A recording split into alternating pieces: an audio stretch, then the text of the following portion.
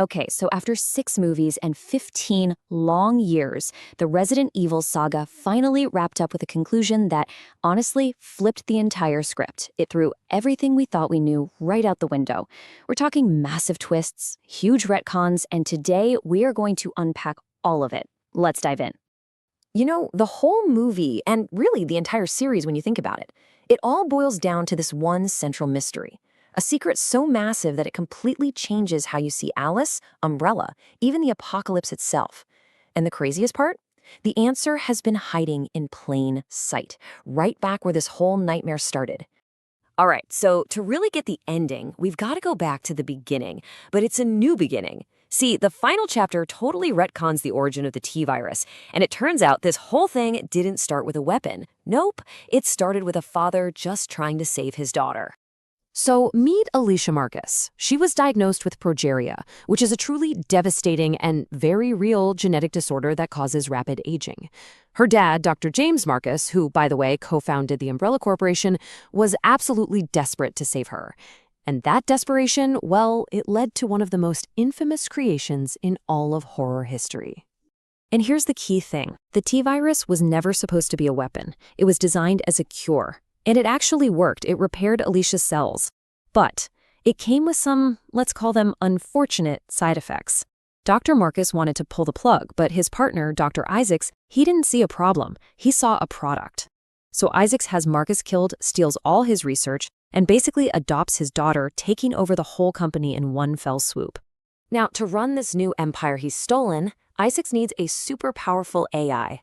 And what does he do? He takes everything Dr. Marcus had recorded of his own daughter, her voice, her image, even her DNA, and uses it to build the Red Queen. Just think about that. The AI that terrorizes everyone in the hive was literally born from the little girl the T-virus was meant to save. It's so twisted. Okay, so that new backstory brings us right up to speed with Alice at the start of the movie. She's just been betrayed by Wesker, she's walking through the ruins of Washington, D.C., and suddenly she gets this message out of nowhere from the Red Queen of all people. And just like that, she's off on one last desperate mission. And the stakes here are, well, they couldn't be higher.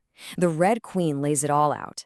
In exactly 48 hours, Umbrella is going to wipe out the very last survivors of humanity. It's game over. But, she says, there's one tiny glimmer of hope. An airborne antivirus that could destroy the T-virus for good. So where is this miracle cure?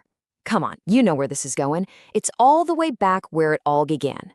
Deep, deep underground in what's left of Raccoon City, inside the Hive, a place Alice hasn't set foot in since the very first movie. So on her way to the Hive, she runs into someone she definitely shouldn't. Dr. Isaacs. You know, the guy she was positive she killed back in the third movie.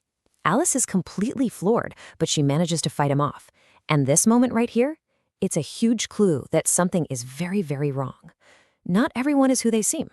So after battling through, just hordes of zombies and Isaac's goons, Alice finally makes it inside the Hive.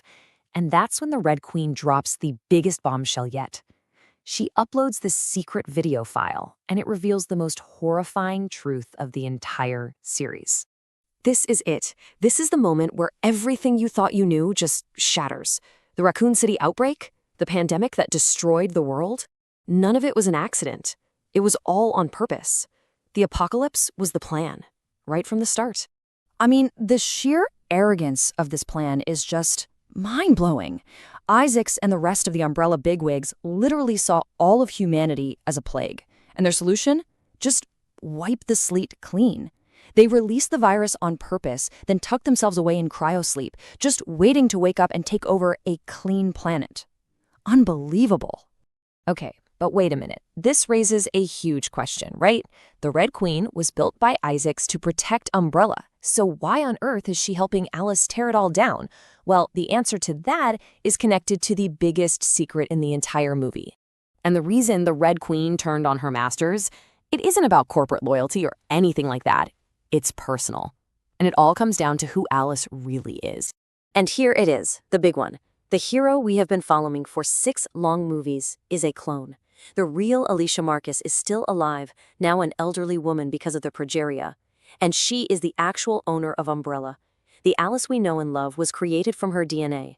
She was just supposed to be an expendable test subject, which is why she has zero memories of a childhood. There was no childhood to remember. Whoa. Okay, so let's just lay this new timeline out so it all makes sense. Alicia gets sick, her dad creates the T-virus to cure her and the Red Queen to preserve her. Isaacs betrays them, murders her dad, steals the company, and then clones Alicia to create our Alice, all before he kicks off the apocalypse on purpose. It is such a tragic, twisted backstory. So what this means is the real Alicia Marcus has basically been a prisoner inside Umbrella this entire time, and she's been fighting back from the inside. She's the one who secretly gave that video file to the Red Queen. She added a new rule to its programming: do not harm human life. She literally turned a digital version of herself against her own captors to help her clone save the world. And all of this leads us to the final epic showdown. Deep in the heart of the hive, all the players are on the board. Alice, the clone, Alicia, the original, and Dr. Isaacs, the real villain behind this entire mess. Okay, now this part is pretty brilliant. So Isaacs has Albert Wesker holding Alice's friends hostage, right? And the Red Queen can't do anything because her programming says she can't harm Umbrella employees. But then Alicia speaks up and reminds everyone that as Dr. Marcus's heir, she owns 51% of the company. She's the majority shareholder.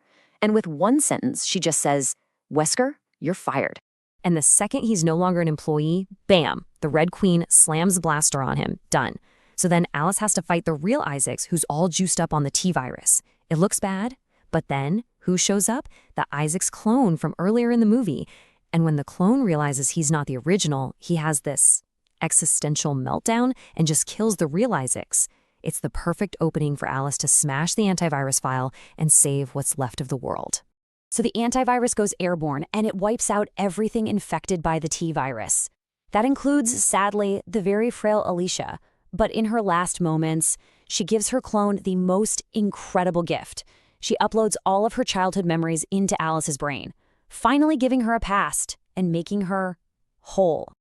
All right, so even though the final chapter answered a ton of questions, it kind of opened up a few new ones, and yeah, it definitely contradicted some stuff from the older movies. Let's talk about the biggest one. So who actually created the T-virus? Because if you remember back in Apocalypse, they said it was Dr. Ashford trying to cure his daughter. But now in this movie, it's Dr. Marcus. What gives? Well, the real-world answer is pretty simple. Different directors, different ideas. The writer and director of the final movie, Paul W.S. Anderson, wanted to bring the story back in line with the video games, where Dr. Marcus is the original creator. And that's pretty much where it leaves us. The very last shot is Alice, now with a full lifetime of memories, riding off into the sunset to hunt down the last of the monsters. Milla Jovovich has even talked about how the franchise could get a full reboot, or maybe even continue with her own daughter, who played the young Red Queen, taking the lead. So it leaves you wondering, was this really the final chapter, or was it just the end of Alice's story?